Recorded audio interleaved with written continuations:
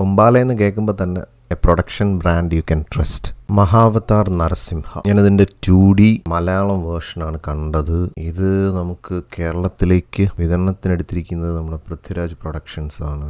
So Prithviraj പ്രൊഡക്ഷൻസിൻ്റെ അഭിനന്ദനങ്ങൾ. കാരണം അതുകൊണ്ടാണ് നമുക്ക് ഈ ഒരു തിയേറ്റർ എക്സ്പീരിയൻസ് ആയിട്ട് ഇത് കാണാൻ പറ്റുന്നത്. പിന്നെ അത്യാവശ്യം എഫേർട്ട് ഇട്ട് തന്നെ ഇത് ഡബ് ചെയ്തിട്ടുണ്ട്. അപ്പോൾ അതിൻ്റെ ഒരു പെർഫെക്ഷൻ നമുക്ക് തിയേറ്ററിൽ എക്സ്പീരിയൻസ് ചെയ്യാൻ പറ്റി. അശ്വിൻ കുമാറാണ് ഡയറക്ടർ. റൈറ്റേഴ്സ് ജയപൂർണ ദാസ്, അശ്വിൻ കുമാർ, രുദ്രപ്രതാപ് ഘോഷ്. ഈ ജയപൂർണ ദാസ് എന്ന് പറയുന്നത് എനിക്ക് തോന്നുന്നു നമ്മുടെ ഹരേ കൃഷ്ണ ടീമിലൊക്കെ ഉള്ളതായിരിക്കും. ഇതൊരു ഹരേ കൃഷ്ണ ഇൻസ്പയർഡ് ആയിട്ടുള്ളൊരു വേർഷനാണ്. അപ്പോൾ അതുകൊണ്ട് തന്നെ ഓരോരോ ക്യാരക്ടേഴ്സും ആ ഫേസിലുള്ള ആർട്ടിസ്റ്റിക് ആയിട്ടുള്ള മേക്കപ്പ് ഇതൊക്കെ ഭയങ്കര രസമുണ്ടായിരുന്നു. നമ്മളിലെ കുട്ടിക്കാലത്ത് ഒരു പടത്തിനെ നോക്കി നമ്മൾ പ്രാർത്ഥിച്ചിരുന്നെങ്കിൽ ആ പിക്ചേഴ്സിലൊക്കെ കാണുന്ന രൂപങ്ങൾക്ക് കുറച്ചും കൂടെ ഒരു ആത്മീയ ഭാവന കൊടുത്തുകൊണ്ട് കുറെ കൂടെ ബ്യൂട്ടിഫുൾ ആയിട്ടാണ് അത് അവതരിപ്പിച്ചിരിക്കുന്നത്. പിന്നെ ഈ ഫേസിൽ എക്സ്പ്രഷൻസ് ഒന്നും വരുന്നില്ല. അത് ശരിക്കും ഈ മോഷൻ ക്യാപ്ചർ ടെക്നോളജി എന്ന് പറയുന്ന ഒരു ആനിമേഷൻ അല്ല ഇതിൽ ഉപയോഗിച്ചിരിക്കുന്നത്. പക്ക CGI, അതായത് നമ്മൾ ഒരു കമ്പ്യൂട്ടർ ഗ്രാഫിക്സ് ഗെയിമൊക്കെ കാണുന്ന പോലുള്ള ആ ഒരു CG ടെക്നോളജിയാണ് ഇതിനകത്ത് യൂസ് ചെയ്തിരിക്കുന്നത്. ശരിക്കും സിനിമ തുടങ്ങി ഫസ്റ്റ് ഹാഫ് വരെ നമുക്ക് ഇത്തരത്തിലുള്ള നല്ല മനോഹരമായിട്ടുള്ള കുറേ ദൃശ്യങ്ങൾ കാണാമെന്നുള്ള അല്ലാണ്ട് കുറച്ച് ബോറടിക്കും. കാരണം നമ്മൾ ഈ ഫേഷ്യൽ എക്സ്പ്രഷൻസ് ക്യാരക്ടേഴ്സിൽ വരാതിരിക്കുമ്പോൾ തന്നെ നമുക്ക് ആ ഒരു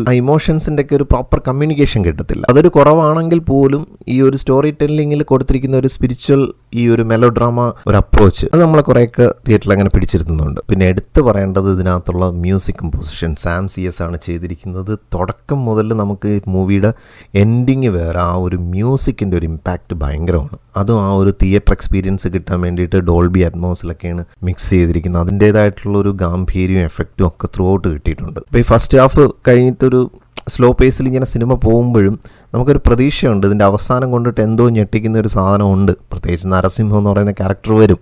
ആ ഒരു ക്യാരക്ടറിലാണ് ഹൊമ്പാല പ്രൊഡക്ഷൻസ് എന്ന് പറയുന്ന ഒരു പ്രൊഡക്ഷൻ ബ്രാൻഡിന് നമ്മൾ കൂടുതൽ വിശ്വാസം അർപ്പിക്കുന്നത്.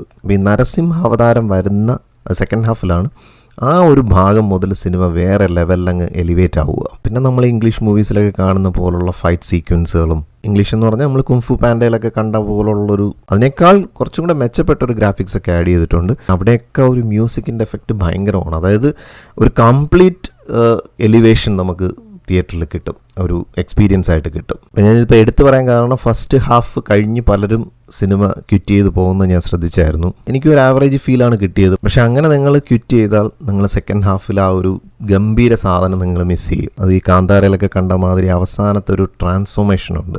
എൻറ്റയർ മൂവി തന്നെ അങ്ങ് ട്രാൻസ്ഫോം ആവുന്നുണ്ട്. അത് ഈ എല്ലാ ആനിമേറ്റഡ് ക്യാരക്ടേഴ്സ് എടുത്ത് നോക്കിയാലും നരസിംഹം എന്ന് പറയുന്ന ക്യാരക്ടറിന് ആ ഒരു ലയൺ ഫേസിലൊക്കെ അവർ കുറച്ചൊരു മോഷൻ പിക്ചർ, അതായത് അതിനകത്ത് കുറച്ച് എക്സ്പ്രഷൻസ് ഒക്കെ വരുന്നുണ്ട്. ആ ഒരു സിംഹത്തിൻ്റേതായിട്ടുള്ള ചേഷ്ടകളൊക്കെ കുറേ ആ ഒരു ക്യാരക്ടറിൽ മാത്രം ഒരു കുറേ കോൺസെൻട്രേറ്റ് ചെയ്തിരിക്കുന്നു. അപ്പോൾ അതുവരെ ഉഴപ്പിച്ചെയ്തിരുന്ന ഗ്രാഫിക്സും പരിപാടികളും എല്ലാം നരസിംഹത്തിൻ്റെ ആ ഒരു ക്യാരക്ടർ വരുന്നതോടുകൂടി അങ്ങ് മാറുവാണ്. ഇവിടെ പിടിച്ചിരിക്കുന്ന ഒരു കളർ ടോൺ ആയിരുന്നാലും അതിൻ്റെ ഒരു കോൺട്രാസ്റ്റ് ലെവൽസ് ആയിരുന്നാലും എല്ലാം കൂടെ ഒരു ഗംഭീര തിയേറ്റർ അനുഭവം അവസാനം നിങ്ങൾക്ക് സമ്മാനിക്കും ഈ സിനിമ. എന്തായാലും എനിക്ക് ആ ഒരു തിയേറ്റർ എക്സ്പീരിയൻസ് കിട്ടി. അപ്പോൾ അതുകൊണ്ട് തന്നെ ഞാൻ ഈ മൂവിക്ക് ഔട്ട് ഓഫ് 10 9 റേറ്റ് ചെയ്യാണ്. അപ്പോൾ എന്തായാലും മറ്റൊരു സിനിമ വിശേഷമായിട്ട് നമുക്ക് വീണ്ടും കാണാം. Thank you for watching and thank you for supporting me.